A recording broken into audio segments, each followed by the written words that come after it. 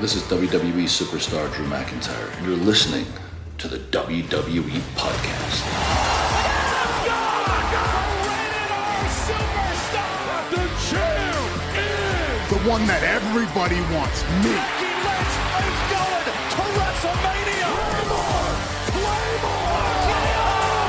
Austin 316 says I just whipped your ass. This is my iron.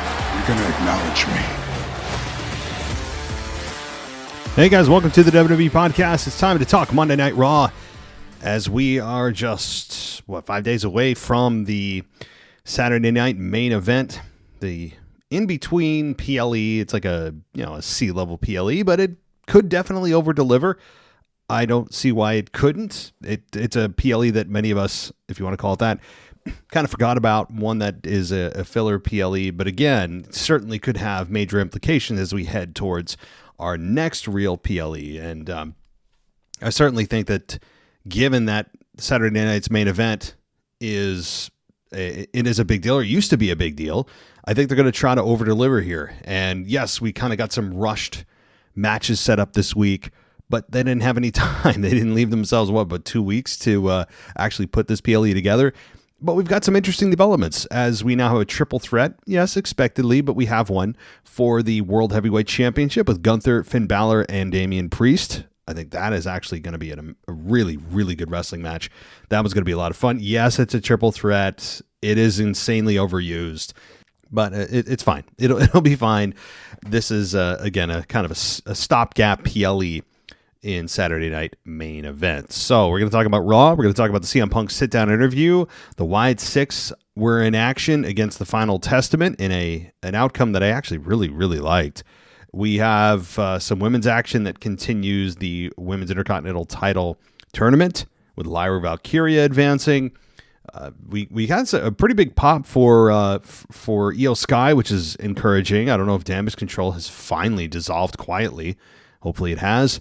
And yes, the heat on not Carlito, but rather New Day, if you still want to call them that. I guess we won't, but Xavier and Kofi getting the Dom Mysterio treatment type heat.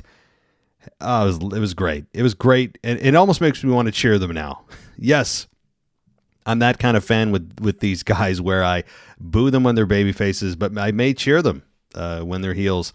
I don't know if I'd go that far. My hatred for their character, especially Kofi's, is so deep, but I really enjoyed that segment. I really, really enjoyed that segment. As limited as it was, that the crowd wouldn't let them speak, and they were like, okay, F it, we're out. It was good. It was. I think that was definitely, I know it was impromptu. They had lines to fulfill, at least bullet points, I'm sure, of the direction they want to go, and they're like, well, the crowd's not going to let me speak. I'm, deuces, I'm out.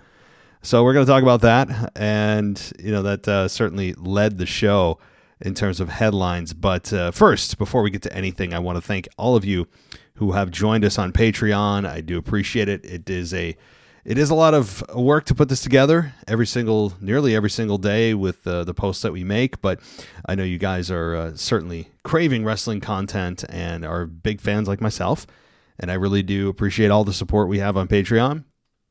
And I want to welcome some new members to Patreon. We got Adam Daniels.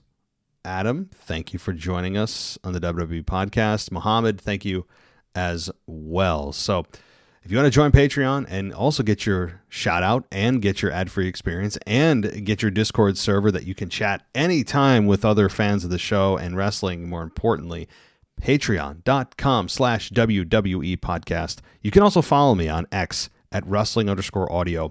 Just search the WWE Podcast. You'll find me there too. And I will say this one more time because people keep asking about my feed and what the hell. I haven't posted on Apple. I say this, but people continue to tell me they've had issues. Just unsubscribe, resubscribe. That seems to be fixing a lot of issues for people. Unsubscribe, resubscribe.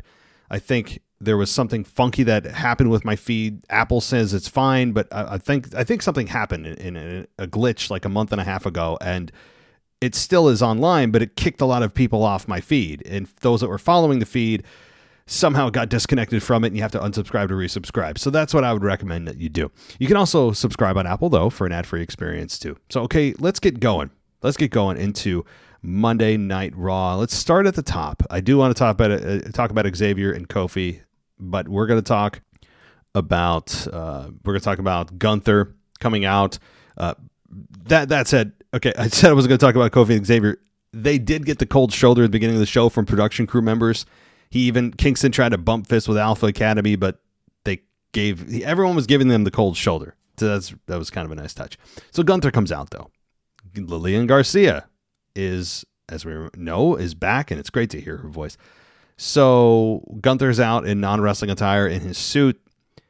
And then Gunther said Balor made a mistake about last week with Finn Balor attacking Gunther on last week's show. That set up their match for Saturday night's main event. And he said he now has his undivided attention. Gunther guaranteed that Saturday night's main event will not end up like Survivor Series did for him. And then Finn Balor comes out with Dom, Carlito, and JD. And they head towards the ring. And Balor said Gunther could have given him the title shot he deserved, but instead, he gave it to someone undeserving in Dom. Balor agreed that Saturday night's main event won't be like Survivor Series, and then took credit for Gunther retaining the title at Survivor Series. And then Balor said Gunther will lose the title because of him on Saturday. And Gunther said Balor didn't earn his title shot and that he is frustrated and he gets it. Gunther recalled Balor being the first world heavyweight champion, which is actually not true. He was the first universal champion. That was if he meant universal, that's a bit of a flub there. But Gunther said he respected Balor at that time, and then he started taking shortcuts and now, quote, hangs out with a bunch of weirdos in a clubhouse. Gunther said Balor played second fiddle to Damien. Gunther said that Balor was best in the world for one night 8 years ago. So he is referring to the Universal Championship. And he said he is the best in the world now and for 1,000 days to come. And he told Balor he won't leave with the title because he's not at his level and will never be. That's when Balor and the Judgment Day get on the ring apron, and Damien Priest comes out and starts kicking ass.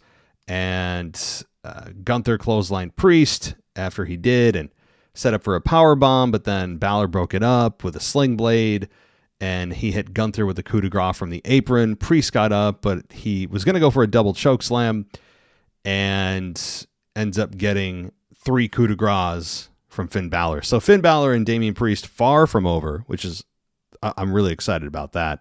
I was worried there for a hot minute. I was worried they were going to push it aside like they did with Gable and Chad and Otis, right? A little bit nervous there, but they didn't, and they're back to it. Yes, Gunther's involved now, but the stakes are higher because the World Championship is going to be on the line here as Damien Priest is now added, as I mentioned at the top, to this match between Balor and Gunther, making it a triple threat for the world title at Saturday night's main event. Now, predictions are officially coming later in the week. In my mailbag show, I will do a dual show as I do every PLE week. And when you look at the card here, at least for this particular match anyway, yeah, there's a extremely low, if not infinitesimally, how about that word for the day, small chance that Gunther loses the belt here. It's as close to zero as before you actually hit zero, So sure, it's going to be a great match, but I'm not going to give away or bury the lead here because I'm telling you that there's no chance Gunther loses. Now, is there a universe in which he does? Yes, but we've seen Damien Priest as champion. Finn Balor, I think, is a higher chance than Damien Priest, but right now Gunther is forging his legacy. Gunther's the focus here. I want Gunther to get back on track. And if they are getting Gunther in a position to face Brock Lesnar, like they were supposed to last year before the whole issue happened with Brock and Vince and the scandal that we all know about, that was the match. And perhaps, I'm not predicting it, but if they're going to get Gunther ready for Brock, you got to have Gunther as strong as possible to make the return of Brock as impactful as possible. I don't need the cowering, fearful Gunther the shakeable Gunther that we saw with Damien Priest, during that program last PLE cycle. So anyway, let's continue here. As we have, let's see. Oh, WWE hyping Jesse Ventura appearing on Saturday night's main event. Fine. Nostalgic, I guess. Although, even for myself at nearly 40 years old, it's not exactly super exciting. I mean, for me, being a 90s kid, the only thing I saw Jesse do was a little bit of commentary. But the most impactful moment for me, watching live, of course, I've seen what he's done prior to my actual starting of watching in 97, is him interfering in the Vince McMahon Stone Cold Steve Austin program. I think it was 98 or 99, and he was in a position of power in Minnesota during the late 90s, and he was able to utilize that power to I think he was force Vince McMahon to put the championship on the line, with The Rock to put the championship on the line or something. And that's the only thing I remember, was he got involved and he was playing the babyface that night to help Stone Cold Steve Austin. That's all I remember as far as watching it live. So to see him back on Saturday Night Main Event, sure, it's not going to move a needle at all. It's not going to encourage more people to tune in or not tune in. It's just kind of one of those cool. If you're an older fan, oh wow, Jesse the Body Ventura is going to be on Saturday Night Main Event. A lot of people are going to be like, he's still alive. I'm sure. All right. So we then have, let's see, the first match. Karrion Kross, Akam Rezar, and The Miz with Scarlett taking on the Wyatt Sicks, Uncle Howdy, Eric Rowan, Dexter Lumis, Joe Gacy. 8-man tag match here. And the match went 9 minutes and 5 seconds. Now, while the crowd wasn't super invested in the Wyatts once the match got going, they certainly were intrigued by the entrance. And that's a positive, but the Wyatts have done a whole bunch of nothing lately, and it had me concerned. It still does have me concerned that they don't have a long-term plan for the Wyatt Sicks. Yes, Alexa Bliss could be floating out there. Yes, her and Nikki Cross have a long history, and her and Bray Wyatt, Alexa Bliss, and Wyndham Rotunda have a long history. Yes, all of that fits and makes sense, but do I want to see Alexa Bliss come back and just do what she did? No, I don't. I want to see her in ring. We'll see. I mean, again, Alexa Bliss, she's enjoying being a mom. She seems like she's back on the road to maybe returning to the ring, but it may give them a shot in the arm they need too, because the Wyatt Sicks, again, they haven't done a whole bunch of anything lately. But is adding people really the solution? They've already got a whole lot of people. Is adding another person going to help everybody? I mean, I don't know. Alexa Bliss is a big name though. So, however, let's talk about something that did happen this week, and that is Karrion Kross and company beating the Wyatt Sicks in 9 minutes and 5 seconds. And the finish was fun. We had Scarlett interfere, which I'm glad she started to interfere more, right? A lot of times she was just kind of this throwback sex symbol type of managerial character for Karrion Kross. And even as she got into this group of the Final Testament, she didn't do a whole lot, didn't say a whole lot. So the fact that she's starting to get physically more involved is it's something that you want the manager to do. I don't need her just looking, as dapper as she can. It's about helping your team win and doing things to cheat to win because you're a heel team. And she tried. She tripped Uncle Howdy. Nikki Cross, though, appeared on the broadcast table and harassed Scarlett. Again, I'm pretty sure Nikki Cross is going for the ring character. And we then had Cross dive onto Scarlett. And in the ring, Howdy put Miz in the mandible claw. And while the Miz was on the floor, Paul Ellering threw powder in the face of Uncle Howdy, and Cross hit his final prayer finish on Uncle Howdy for the victory. Kind of a wild finish, a lot of moving parts. And the Paul Ellering return, it's finally something. It's good that Paul Ellering, kind of like Scarlett, is doing something. I mean, they brought Paul Ellering in, and he's had about 2 lines. He's done next to nothing when it comes to helping his team win in a kind of an underhanded way. Same with Scarlett. So I'm glad that these two, yes, they're right now in non-wrestling roles. That might change for Scarlett. That certainly won't change for Paul Ellering. But in their current roles, they need to play those roles and maximize their roles, which is to help your team cheat to win. And the powder is a nice, really nice change of pace. It looks great, even though, yeah, sure, it's just probably baking powder, whatever, it doesn't matter. I mean, even if it is truly baking powder, imagine throwing baking powder in your eyes. Yeah, it would hurt even if, you say it's just supposed to look like it hurts, but it doesn't. Well, try throwing baking powder in your eyes and tell me if it hurts. So it was a great effect. And you know what? What's great about baking powder too? You can see it from the first row to the 100th row. It is a very, very visually pleasing spot because everyone can see what just happened. So it was nice. Powder hasn't been used in a while, and it was a nice finish. Getting a victory over the Wyatt Sicks, that was a big deal. Is that the first time Uncle Howdy's been pinned too, by the way? I need Uncle Cole to come in with his stats. It might be. Usually, I mean, the team might have lost a match or two since they've returned. Although I'd have to think about that or look it up. But I think Uncle Howdy has been undefeated since they returned several months ago. I think. So big victory. This is a huge victory. Arguably the biggest victory for the Final Testament is this victory over the Wyatt Sicks. So hopefully it continues, because I think the crowd need to get in a position to be a little more charged up for the Wyatt Sicks beyond their entrance of, oh, wow, we miss Bray. They've got the same music as Bray. They've got the same Door of Light as Bray. We miss Bray. Bray. Look, Bray Wyatt is going to be missed. Absolutely. I have no issue with this group at all. But I've said it before, I'll say it again, and it's starting to rear its ugly head. They need an identity beyond Bray Wyatt, living in the shadow of a guy that's not even alive anymore. They certainly got a jumping off point from it, and I'm glad they did. And I'm wishing nothing but all the success in the world for this group.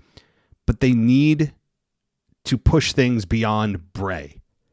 They aren't doing the hocus pocus. That's not what I'm saying. I'm glad they're not doing any of that with the bippity boppity boo stuff. That's good. But they need something more. They need to develop themselves more. I'm not asking for more VHS tapes. Maybe a group promo. You can do group promos backstage. Been doing them for decades. Something to keep it going. But I enjoyed this overall. All right, so CM Punk then did a sit-down interview. Speaking of sit-down interviews, with Jackie Redmond. And she went right for the big money question. What's your favor? What's the favor that Paul Heyman owes you? And he said he and Heyman go way back, and the favor is just between the two of them.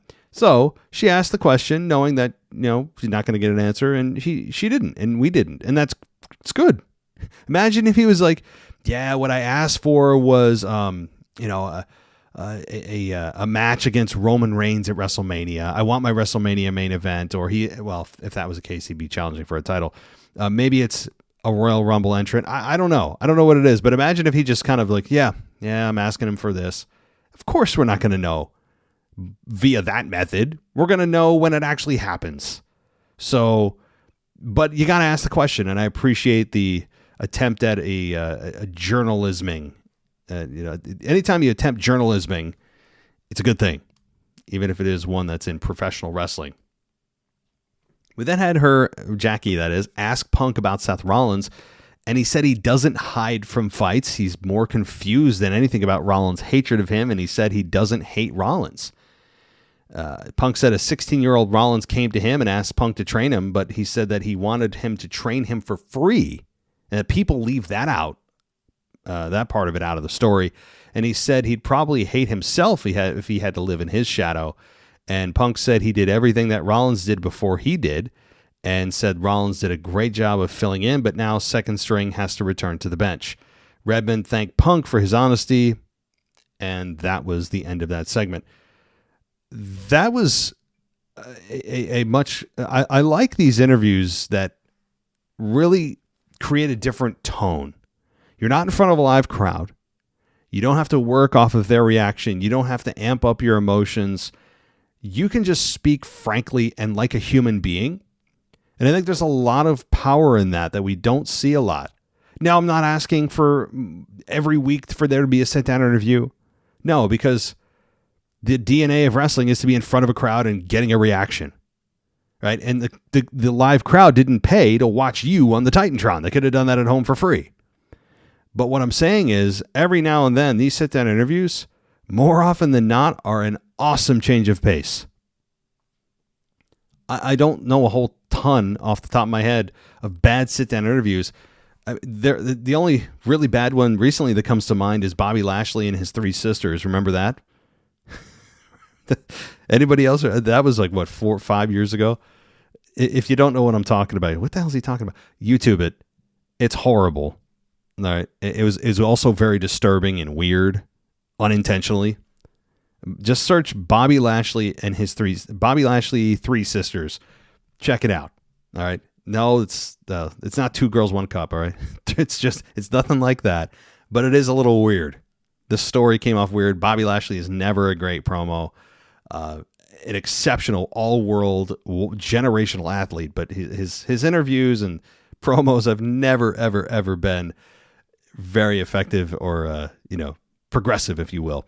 So I don't know how the hell I got to all that, but I like sit-downs every once in a while. All right. Never thought I'd mention Two Girls, One Cup on this podcast. That's sorry, guys. If I'm putting an image in your head, I apologize. Okay.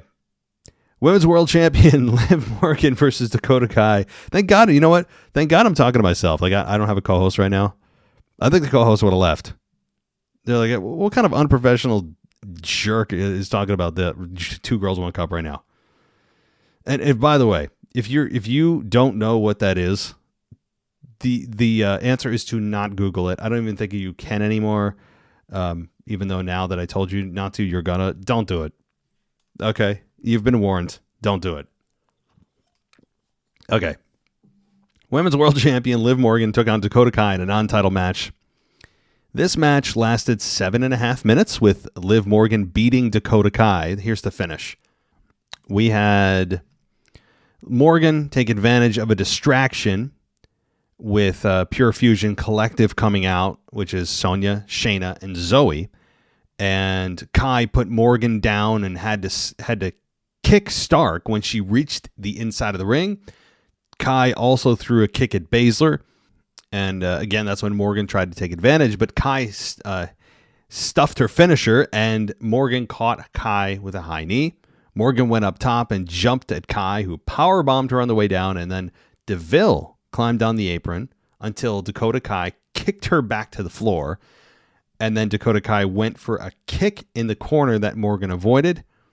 And Morgan hit Oblivion on Dakota Kai and got the victory. So here's what I like about this match. It wasn't the smoothest match or a match that anyone coming out of Raw is going to take home with them and think about before they go to sleep. But it is a match that at least has nothing to do with the championship. I don't believe this wasn't with the women's championship on the line. It was just a non-title matter-of-fact match. They were trying to sell, imagine if Dakota Kai wins here, they could put her in title contention. But this wasn't about a number one contendership, at least in the direct sense. And in the presentation of the match, this wasn't going in saying, "Oh, it's the number one contenders if she beats her," So, all right, we have then a let's see here, McIntyre coming out. Well, he had a video promo, I should say. He said Hell in a Cell was the most violent match of his 24-year career, and he succumbed to massive blood loss. He said he went against doctor's orders by appearing on Raw, and he said he had to go back to Scotland because his family needed him, which I guess is actually true. McIntyre said he questioned whether he was wrong and that people can truly change, and McIntyre said he turned on Survivor Series and saw Roman Reigns with CM Punk, along with Jey Uso, Sami Zayn, and Jimmy Uso, and McIntyre said they all sold out for absolutely nothing. And McIntyre said that's when he knew he had to return and when he knew he could take out Zayn and Jay, and McIntyre said he can't change the past, but he can change the present, and he will change the future. So we know who now attacked Jey Uso last week. I think that answer is pretty clear. But McIntyre continuing to just be a truth machine, just a heel truth machine, which is, they all kind of did get together for nothing. It's true. And also they won in that we had absolutely no consequences for the bloodline, Solo's bloodline. None. There's just, you think we're going to go away? Well, we're not. Even though we lost the match, the main event of a Big 4 PLE. We're not going anywhere. You see, you guys didn't put anything on the line. You're bad. There should have been something on the line. I know many of you brought that up in the mailbag last week, and the more I think about it, the more I'm just really, really on that side of the aisle here, because how do you not have something on the line of consequence beyond, we beat you, hee ho ho. Well, okay, but what does that mean? How does that benefit me as that victorious team to say I beat you? What do I get out of it beyond bragging rights? So I think that was a missed opportunity, but McIntyre is just a breath of fresh air. He is, whatever this is, I hope it never goes away. Now, he'll probably come back eventually to the Celtic Warrior, to the Scottish Warrior, Scottish Terminator, whatever. He'll bring out his stupid sword again, which I really, really, really didn't like. But McIntyre has been a workhorse. He never gets the credit he deserves during the pandemic era, carrying that championship, carrying that company, in part, through the worst time in human history, because we all, and everybody listening to the sound of my voice had to suffer through it. It was horrible. And it was a time where we needed WWE. WWE needed us. It was kind of like a reuniting of old friends, where, we hated each other for so long. We're complaining about the product, and I'm sure they were saying how ungrateful fans are behind the scenes. And then during COVID, we're just like, oh man, the world sucks. Everything, anxiety, people don't know what to expect. It's 2 weeks to slow the spread. And then it's 2 months, and then it's 2 years, right? Get the COVID shot. Then you don't have to mask. Well, still mask. And then all the nonsense. Maybe I'll break that down on my other show. But my point is, McIntyre carried the company during that time. He, to me, is the face of that era, of the Thunderdome or pandemic era, whatever you want to use to label it.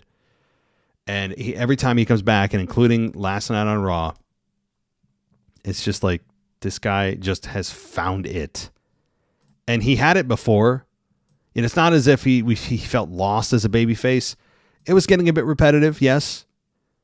But this version of him is a different kind of heel turn that has been so effective for the last 6, 8, 9, whatever, how many months. It's been so effective because it's different. It's not your typical low blow, a real turn. It was a slow descension into the darkness. And I loved it. And I still do love it. All right. We then had, let's see, the NFL legend running back Barry Sanders and Mr. Beast, who are Wichita natives. They're shot on the drone. I feel embarrassed to say this. I don't know who the hell Barry Sanders is. That's how much I watch the NFL. Okay, I don't know. I've heard the name, but if you walked in my house, I'd say, who the hell are you? He's like, oh, I'm Barry Sanders. I'd say, who? That's how, I'm sure some of you are just like disgusted by that. I have, again, you could put him in a lineup and I would be totally guessing as to who Barry Sanders is. I know who Mr. Beast is. No, I do not watch him. You can't go on social media without knowing who he is. But anyway, so let's continue. I feel like the longer a podcast goes, the more damage I do to myself in terms of like the knowledge I have of certain things. I think I went into a tirade about a month ago about the movies I haven't seen, which is sometimes horrific, I've been told. So, okay, let's continue.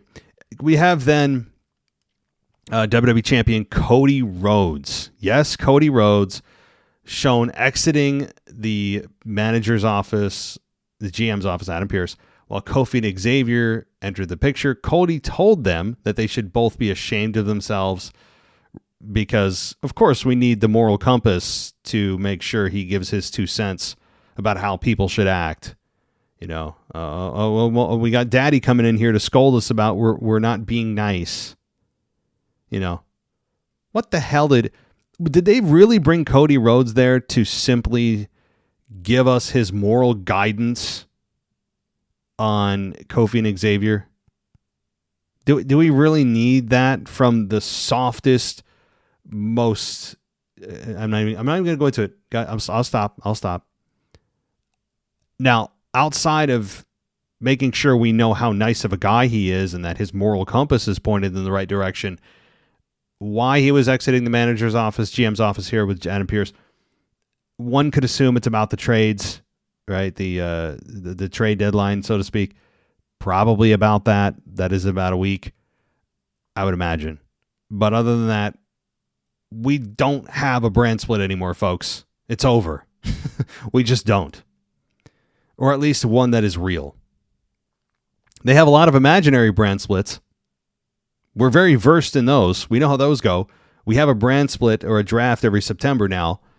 And then within a week, sometimes literally the first show in which the brand split is official, the trades or the picks are done, we have people crossing over. So there's really like no time at all that it's actually a reality that these brand splits exist with enforcement of the rules.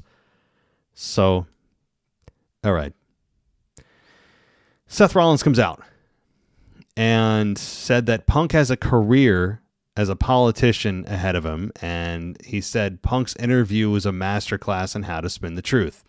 Rollins said you take a little bit of truth and you spin it to play the victim, and Punk has been doing that his entire life. Punk said, or rather, Rollins said, that Punk was right in that he did go to him to get trained. Rollins said he idolized Punk, who helped him get his foot in the door in the company, and that Rollins said he and Punk were friends. Rollins said the part of Punk's story that he left out will explain why he hates him. Rollins said he called and texted Punk when he left the company and got nothing in return. Rollins said it wasn't just him, it was everyone in the company that Punk did this to, and he said that Punk spent the next 10 years trying to tear the company down. And he said that Punk returned because he failed at everything else, burned every bridge that would lead him to water, and because the money was right. And that's when a CM Punk chant broke out.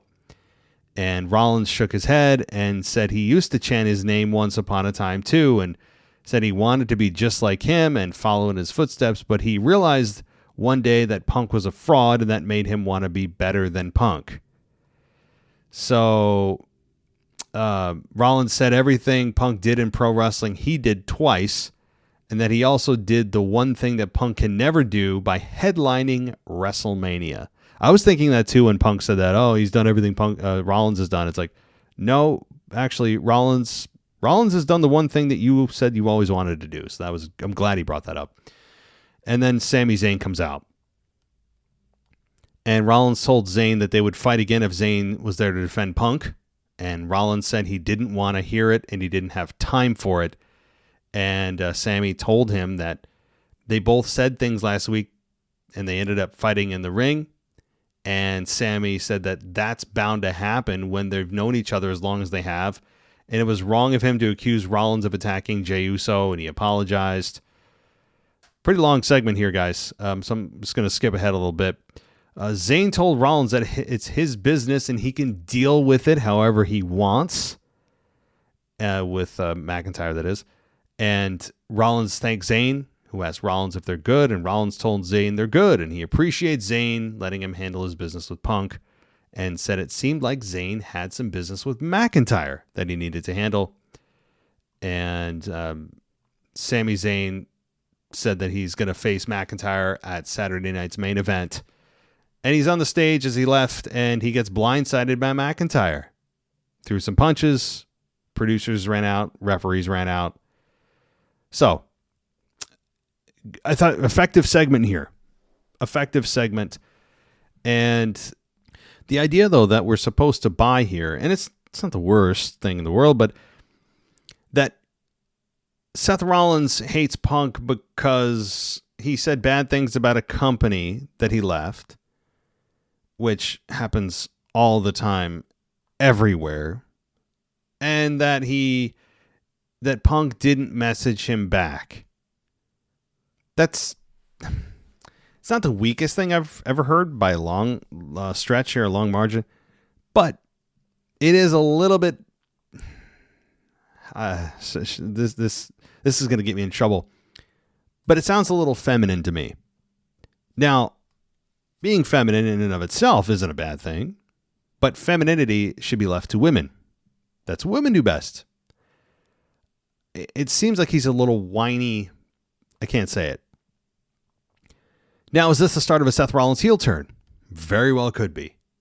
They're still leaving it up to a bit of ambiguity. See, I got it. And maybe they're letting the fans decide. See where the fans land. I think they'll ultimately land with Punk on this one. They've seemed to kind of trend that way this week. They have in previous weeks. The support for Punk, I think, does outweigh the support for Rollins. Not by a lot, but by enough of a margin that I think they'll bring the other fans over and Seth will turn heel. So, again, I know a lot of you, you insulting women? I'm not insulting women. I'm talking about Seth Rollins' excuse for why he hates Punk. Okay, this is what immature people do. If you're talking about real world and he's trying to make this a real thing, and maybe there's some truth to this. Actually, there is a few nuggets of truth to this. I bet you, I do believe that he stopped talking to Rollins just like he stopped talking to everybody in the company and that he said some bad things about the company. Yeah, we all know that's true, actually. Punk said so on the podcast with Colt Cabana. About, 12 years ago? 10 years ago? Whatever it was. So, yeah, we know that.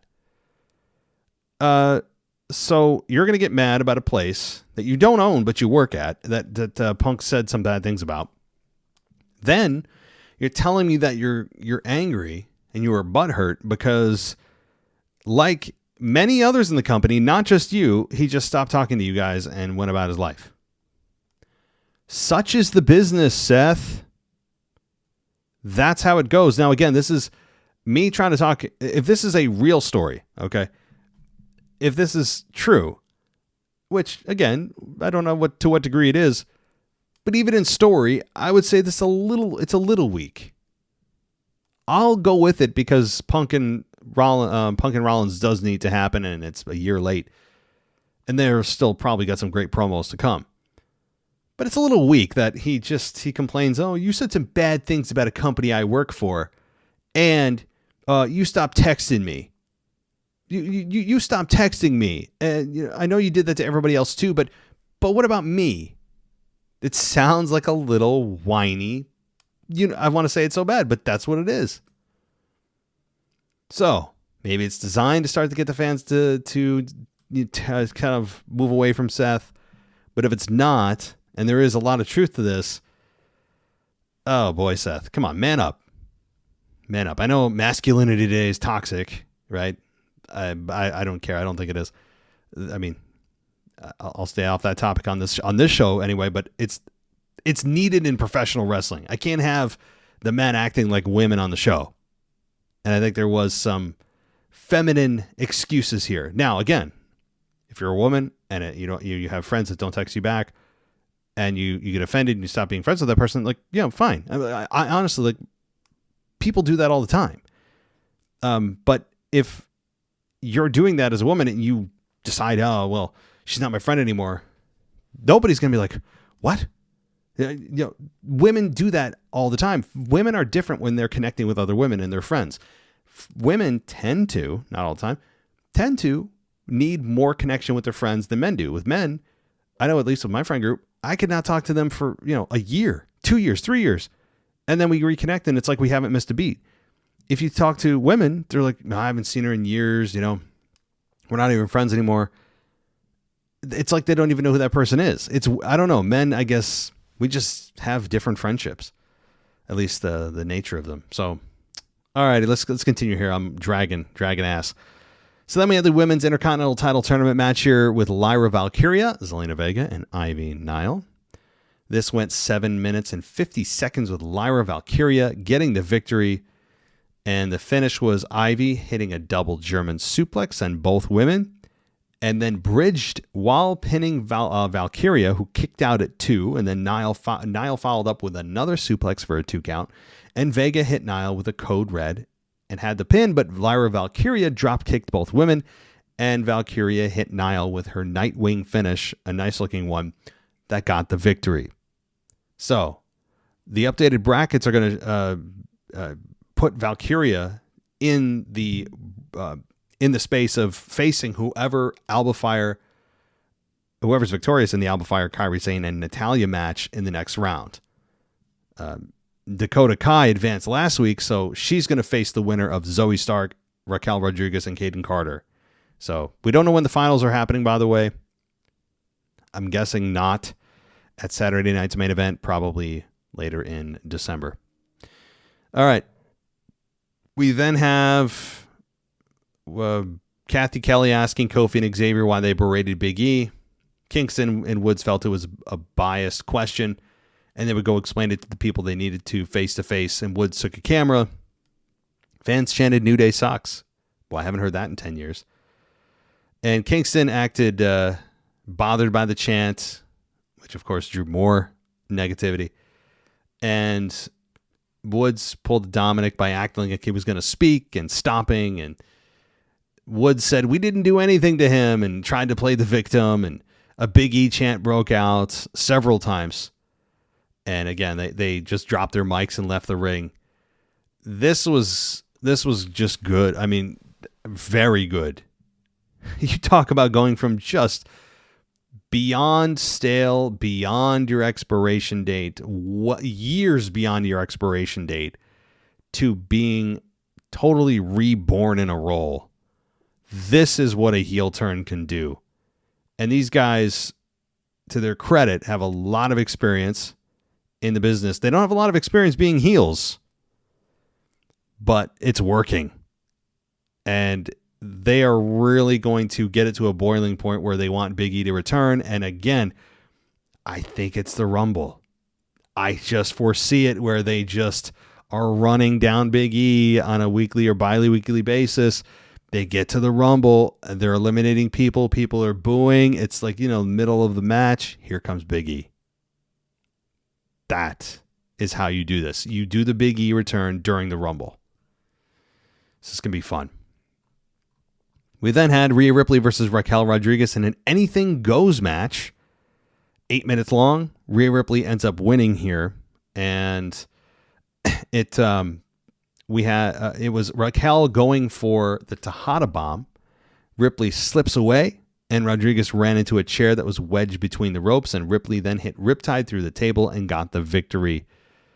So we had Liv Morgan interfere in this.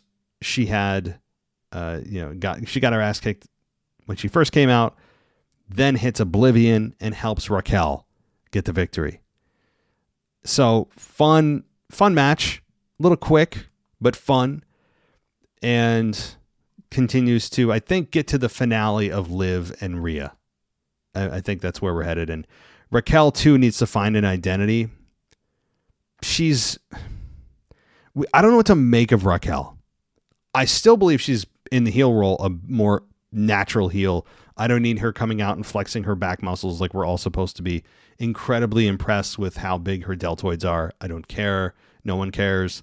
I guess that was the whole shtick for her previous run as a babyface is, look at my back, guys. Don't I do a great job at it? Look at the tone. I mean, seriously, that's the way it felt. Like her pose every single week. That's all I remember. She didn't have any memorable promos. She was always fine in the ring, but that's all I remember from her run. And from the promos I do remember, it was not effective. It felt unnatural. She wasn't easy to connect with. She is much more suited for the heel role, but now the question is, okay, you got her as a heel. Do something. Like, what are you going to do to get more heat on her? And they're just kind of throwing her in an alliance with Liv, which can only help to a certain extent. So that was actually the main event of the show. The women here main evented the show. We'll see how long that lasts. I still believe, and I guess, I don't know, think whatever you want. Everyone can come to their own conclusions, but I really do believe that part of the reason, not all, but a big part of the reason that they're putting the women in the main event of the shows is because they have the Intercontinental and U.S. Women's Championship tournaments going on, and they're trying to give the perception that we do main event the women. The women do main event Raw. They do main event SmackDown. See. Except if you look back, the women have main evented Raw 2 out of like 20 times in the last 20 weeks. So I feel like it's a lot of show. It's a lot of eyewash. I don't need the women main eventing every week. I just want it to be one that's deserving of it. And a lot of times it feels like they're doing this so conveniently timed with the women's mid-card championship tournaments also going on. Again, no issue with the women doing it. It's a little sus when it comes to the timing, as the kids would say. But overall, I mean, the match was fine. Rhea Ripley is a big star, one of the biggest women's stars that WWE has right now. Raquel certainly needs a lot of work in her character, in development, promos, understanding who and what she is. But overall, solid Raw. And they did the best. WWE, I think, did the best that they could with the time that they had to build to a Saturday night main event. And it looks like it's shaping up to be as good as it can be. Are there going to be any title changes? Probably not. Are there going to be any big revelations? Probably not. But those are sometimes the shows that Triple H likes to surprise you with things. It doesn't always have to be on one of the big 4 PLEs. So perhaps something big does happen. And I'm wrong here, but it seems like it's a Raw or SmackDown, a glorified Raw or SmackDown. But hey, I'm looking forward to it. So pretty low expectations. All right. I hope everyone enjoys the rest of their week. I'll be back with your preview and prediction show on Friday, along with the mailbag. So stay tuned for that. I'll also have your newest After Dark show publishing tomorrow. I think tomorrow night. And then I'll also be publishing a new show on my other podcast I do, which is called The War on Truth. You can check that out on Patreon, patreon.com/The War on Truth. You can email the show, warontruth@yahoo.com. And it's about politics and culture. Other stuff too. All right. So leave it at that. Not wrestling. If you want to hear me talk about things other than wrestling, that's where you go. It's called The War on Truth. We are the logo with the laptop and the American flag. That is us. Because there's another show floating out there that is not us that has the same name. Anyway, check me out there. Also head on over to patreon.com/WWE podcast if you want to support this show and go ad free. And we're both on Apple. Both shows offer ad free everything on Apple. So thank you everybody so much for joining us here. I hope you appreciate it. And some more news to come on the video side of things.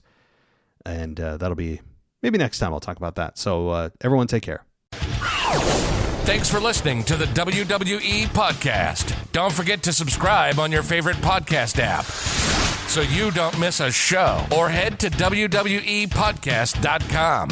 And for all of these shows ad-free, head over to patreon.com/WWE Podcast. Until then, we'll see you next time.